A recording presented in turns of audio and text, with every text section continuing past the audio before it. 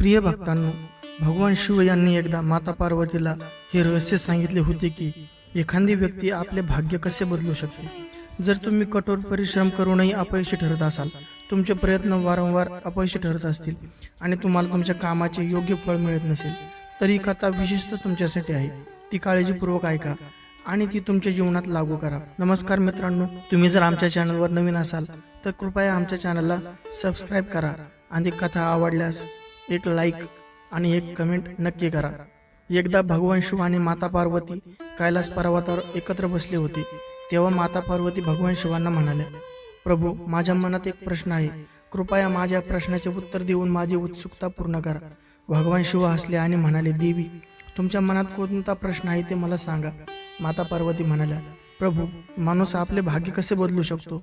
जर त्याच्या आयुष्यात दुःख असेल तर ते कसे दूर करता येईल? त्याचे कष्ट व्यर्थ गेले आणि नशीब त्याला साथ देत नसेल तर त्याने काय करावे जेणेकरून त्याचे भाग्य त्याच्या बाजूने असेल? भगवान शिव गंभीरपणे म्हणाले, देवी, आज तुम्ही एक अतिशय महत्त्वाचा आणि चांगला प्रश्न विचारला आहे. त्याचे उत्तर संपूर्ण मानवजातीचे कल्याण करू शकते. मी या प्रश्नाचे उत्तर एका कथेद्वारे देईल. ही कथा काळजीपूर्वक ऐका, कारण तुमच्या सर्व प्रश्नाचे उत्तर त्यात लपलेले आहेत. माता पार्वती आदराने म्हणाली, प्रभू, कृपया मला ती कथा सांगा, मी ती पूर्णपणे लक्ष देऊन ऐकेन. भगवान शिव पार्वतीला म्हणाले, एकदा भगवान विष्णू आणि माता लक्ष्मी साधूच्या वेशात पृथ्वीवर फिरत होते. तेव्हा त्यांनी पाहिले की रस्त्याच्या कडेला एक घनदाट जंगलात एक माणूस त्याच्या पत्नीसोबत बसून रडत होता. भगवान विष्णू त्याच्या जवळ गेले आणि त्याला विचारले की कोण आहेस तू आणि तू या निर्जन जंगलात का रडत आहेस? भगवान विष्णूचे शब्द ऐकून त्या माणसाचे रडणे थोडे कमी झाले. त्याने आपले अश्रू पुसले आणि म्हणाले, महाराज, मी जवळच्याच गावातील एक दुर्दैवी व्यापारी आहे. मी जे काही काम करतो ते बिघडते. माझे सर्व कष्ट व्यर्थ जातात. म्हणूनच मी माझ्या पत्नीचे सर्व दागिने विकले आणि येथे जंगलात येऊन बसलोय. माझे कुटुंबही आता मला सोडून गेले आहे. माझे घर गहाण ठेवले आहे. मला वाटते की माझे नशीबच वाईट आहे. आता मी जीवनापासून निराश होऊन येथे येऊन बसलो आहे. भगवान शिव म्हणाले, पार्वती, त्या व्यक्तीचे शब्द ऐकून भगवान विष्णू म्हणाले, कोण म्हणाले की तुझे नशीब वाईट आहे? चला, तुमच्या नशिबात काय कमी आहे ते पाहूया. तो माणूस म्हणाला, महाराज, पूर्वी मी शेती करायचो, पण दरवर्षी त्यात नुकसान व्हायचे. कधी दुष्काळ पडायचा तर कधी इतका पाऊस पडायचा की संपूर्ण पीक नष्ट व्हायचे. समस्यांना कंटाळून मी शेती सोडून व्यवसाय करण्याचा निर्णय घेतला. पण माझ्याकडे व्यवसाय सुरू करण्यासाठी पैसे नव्हते. म्हणून मी माझ्या पत्नीचे सर्व दागिने विकले आणि त्यातून मिळालेल्या पैशातून व्यवसाय सुरू केला. जेव्हा व्यवसाय चालला नाही तेव्हा सुरुवातीला कुटुंबातील सदस्यांनी मला पाठिंबा दिला, परंतु मला तोटा होऊ लागला. त्या कुटुंबातील सदस्य दूर जाऊ लागले. तो माणूस म्हणाला, महाराज, मी हे सर्व फक्त माझ्या कुटुंबासाठी करत होतो, पण आता ते माझ्याकडे दुर्लक्ष करतात आणि आता आमच्या दुर्दशेसाठी मला जबाबदार धरतात. माझा एक मित्र आहे ज्याने माझ्यासोबत व्यवसाय सुरू केला, पण त्याचा व्यवसाय खूप चांगला चालतो. जेव्हा जेव्हा माझ्या घरी येतो तेव्हा तो त्याच्या यशाच्या कहाण्या सांगतो. त्याचे बोलणे ऐकून माझे कुटुंबीय मला सांगतात की तू तुझ्या मित्राकडे बघ आणि त्याच्याकडून काहीतरी शिक. आम्हाला वाटते की काहीही तुमच्या नियंत्रणात नाही, तू काही करू शकत नाहीस.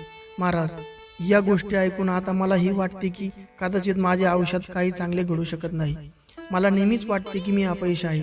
कधी कधी मला वाटते की मी माझे जीवन संपवावे. आज मी या उद्देशाने येथे आलो होतो, पण मी तसे करण्याचे धाडस करू शकलो नाही. म्हणूनच मी माझ्या पत्नीसोबत येथे एकटा बसून रडत आहे. भगवान शिव म्हणाले, पार्वती, त्या व्यक्तीच्या सर्व गोष्टी ऐकल्यानंतर भगवान विष्णू त्याला म्हणाले, तुला आणखी काय बोलायचे आहे का? त्या व्यक्तीने म्हटले, महाराज, प्रथम माझे काम बिघडते आणि दुसरे म्हणजे माझा मित्र मला नेहमीच अपमानित करण्याचा प्रयत्न करतो. त्याचे शब्द मला खूप त्रास देतात. या परिस्थितीत काय करावे आणि काय करू नये हे मला समजत नाही. भगवान विष्णू हसत हसत म्हणाले, तुमच्या मित्राचे शब्द ऐकून तुम्हाला खरोखर दुःख होते का? तो व्यक्ती म्हणाला, हो महाराज, माझ्या मित्राचे शब्द ऐकून मला खूप वाईट वाटते. मग भगवान विष्णू म्हणाले, तुम्हाला जास्त कशाचे दुःख होते, तुमचे अपयश की तुमच्या मित्राचे यश? हे ऐकून तो व्यक्ती काही क्षण गप्प बसला. मग तो म्हणाला, महाराज, जर मी तुम्हाला खरे सांगतो तर मला माझ्या अपयशावर जितके दुःख होते की तितके दुःख माझ्या मित्राच्या यशावर होत नाही. भगवान विष्णूने विचारले, तर तुमचा मित्र अपयशी ठरला तर तुम्ही आनंदी व्हाल का? तो व्यक्ती म्हणाला, महाराज, हो, मी आनंदी होईल. भगवान विष्णू हसले आणि म्हणाले, याचा अर्थ असा की तुमचे आनंद तुमच्या मित्रावर अवलंबून आहे. जर तो इच्छित असेल तर तो तुम्हाला आनंदी करू शकतो आणि जर तो इच्छित असेल तर तो तुम्हाला दुःखी करू शकतो. तुम्ही स्वतःला आनंदी करू शकत नाही आणि दुःखी करू शकत नाही. याचा अर्थ असा की तुम्ही तुमच्या मित्राचे पूर्ण गुलाम झाला आहात. म्हणूनच मला वाटते की तुम्हाला काही होऊ शकत नाही. भगवान शिव म्हणाले, पार्वती, भगवान विष्णूने किंचित नाराजीपूर्ण स्वर दाखवला आणि तेथून पुढे जाण्याचा प्रयत्न केला. तेव्हा तो व्यक्ती घाबरला आणि हात जोडून त्यांच्यासमोर उभा राहिला. तो म्हणाला, महाराज कृपया मला सोडून जाऊ नका. तुमचे शब्द ऐकून मला थोडी आशा दिसते. सांगा मी काय करावे. भगवान विष्णू थांबले आणि म्हणाले, जर तुम्ही माझे ऐकण्यास तयार असाल तर मी तुम्हाला मार्ग दाखवेन. लक्षात ठेवा, जेव्हा आपण आपल्या आशा एखाद्या बाह्य गोष्टीवर किंवा व्यक्तीवर ठेवतो तेव्हा आपले सुख आणि दुःख त्यावर अवलंबून होतात. अशा परिस्थितीत आपण स्वतःला कमकुवत बनवतो. स्वतःवर आशा ठेवणे चांगले. जेव्हा तुम्ही स्वतःवर विश्वास ठेवता आणि पूर्ण समर्पित आणि प्रयत्नाने तुमचे काम करता तेव्हा यश नक्कीच तुमचे पाय चुंबन घेते. लक्षात ठेवा, तुमच्या कठोर परिश्रम आणि श्रद्धेच्या बळावरच नशीब बदलता येते, असे भगवान शिव पार्वतीला म्हणाले.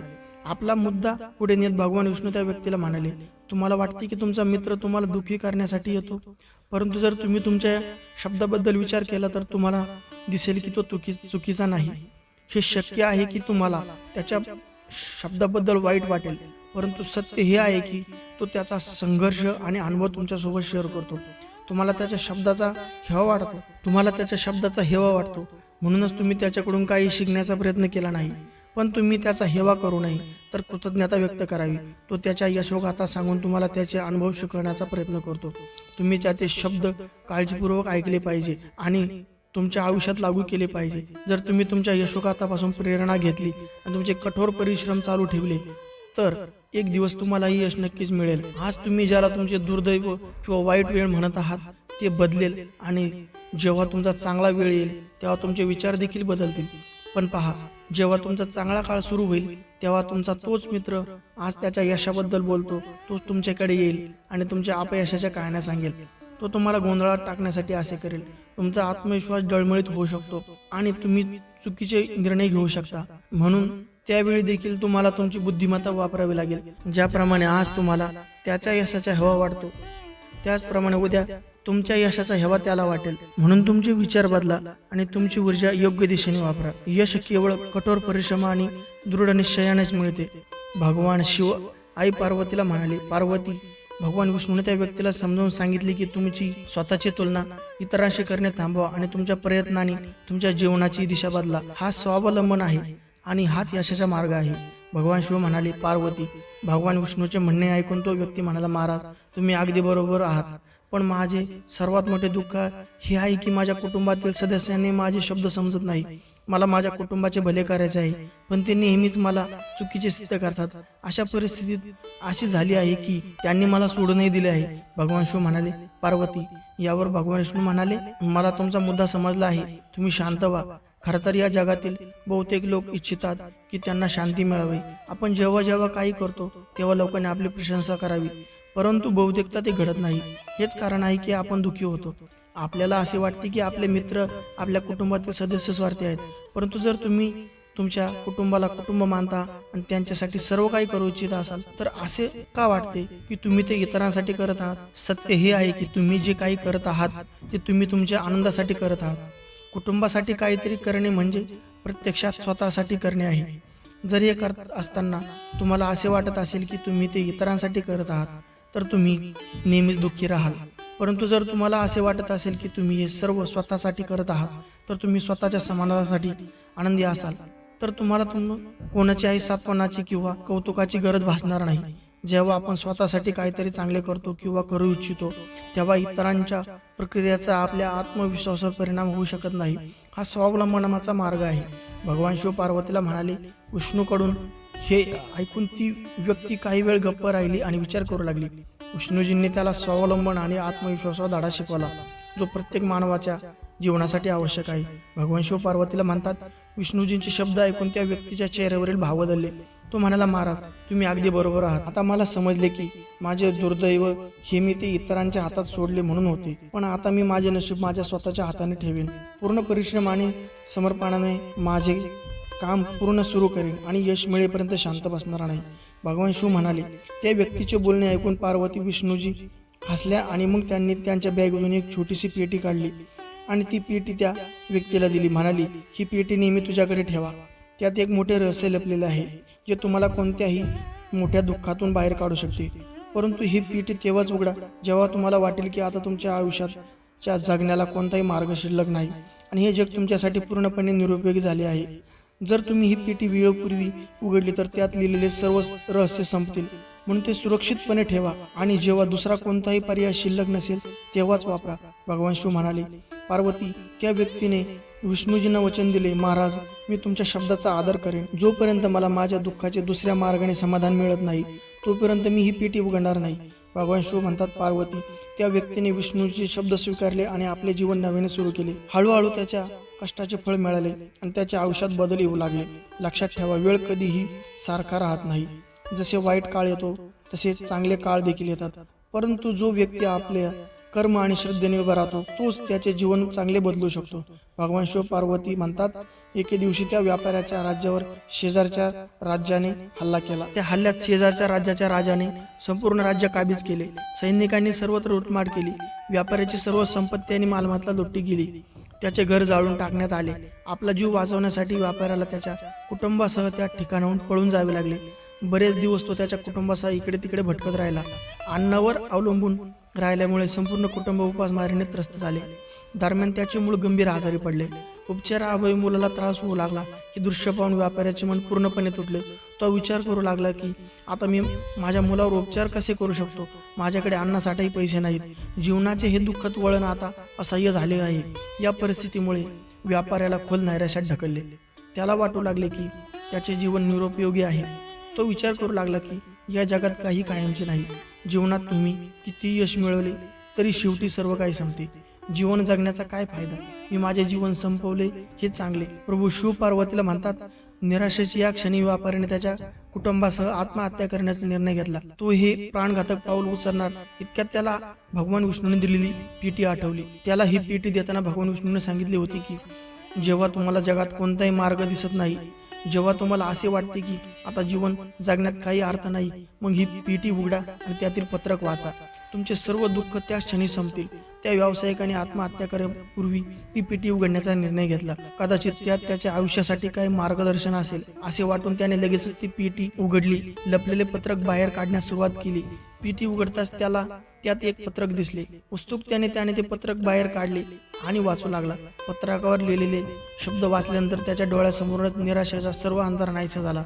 हे ऐकून माता पार्वतीने भगवान शिव यांना विचारले, त्या पत्रकात असे काय लिहिले होते ज्यामुळे त्या व्यक्तीचे विचार बदलले. भगवान शिव हसत म्हणाले, पार्वती, त्या पत्रकावर लिहिलेले होते की हा काळही निघून जाईल. आई पार्वती आश्चर्याने म्हणाली, प्रभू, मला याचा अर्थ काय ते समजत नाही. मग भगवान शिव यांनी पार्वतीला समजावून सांगितले, आयुष्यात वेळ कधीच सारखा राहत नाही. चांगले दिवस येतात तेव्हा तीही निघून जातात आणि वाईट दिवस येतात तेव्हा तीही कायमची राहत नाही. वेळ नेहमीच बदलणारी असते. म्हणूनच माणसाने कधी निराश होऊ नये. त्याच्या धैर्याने आणि संयमाने काम करावे आणि आपले कठोर परिश्रम चालू ठेवावे. कठोर परिश्रम आणि खऱ्या समर्पणाने केलेले काम कधीच व्यर्थ जात नाही. किती वाईट दिवस असले तरी, परिस्थिती किती कठीण असली तरी ती नेहमीच संपते. आणि जेव्हा एखादी व्यक्ती आपल्या प्रयत्नाने पुढे जाते तेव्हा यश त्याची वाट पाहत असते. जेव्हा त्या व्यक्तीने स्लिपवर लिहिलेले ते शब्द वाचले तेव्हा त्याला त्याच्या आयुष्याचे सत्य समजले. त्याला वाटले की जसे त्याचे वाईट दिवस संपले आणि चांगले दिवस आले तसेच वाईट दिवसही आता संपतील. असा विचार करून त्याने पुन्हा नव्याने उत्साहाने आपले जीवन सुधारण्याचा संकल्प केला. यानंतर त्या व्यक्तीने पुन्हा कठोर परिश्रम, समर्पणाने, प्रामाणिकपणाने आपला व्यवसाय सुरू केला. हळूहळू त्याच्या कष्टाचे फळ मिळाले आणि तो एके दिवशी त्याच्या शहरातील सर्वात यशस्वी व्यापारी बनला. तो त्याच्या कुटुंबासह आनंद, शांती आणि समृद्धीचे जीवन जगला. मित्रांनो, ही कहाणी आपल्याला शिकवते की परिस्थिती किती कठीण असली तरी आपण कधी हिंमत हारू नये. वेळ नेहमीच बदलते आणि कष्टाचे फळ नक्कीच मिळते. जर तुम्ही शिवाचे खरे भक्त असाल तर कमेंटमध्ये हर हर महादेव नक्की लिहा. हे प्रेरणादायी शक्य तितके शेअर करा जेणेकरून इतरांचे जीवनही बदलू शकेल. व्हिडिओ लाईक करा आणि चॅनलला सबस्क्राईब नक्कीच करा. धन्यवाद.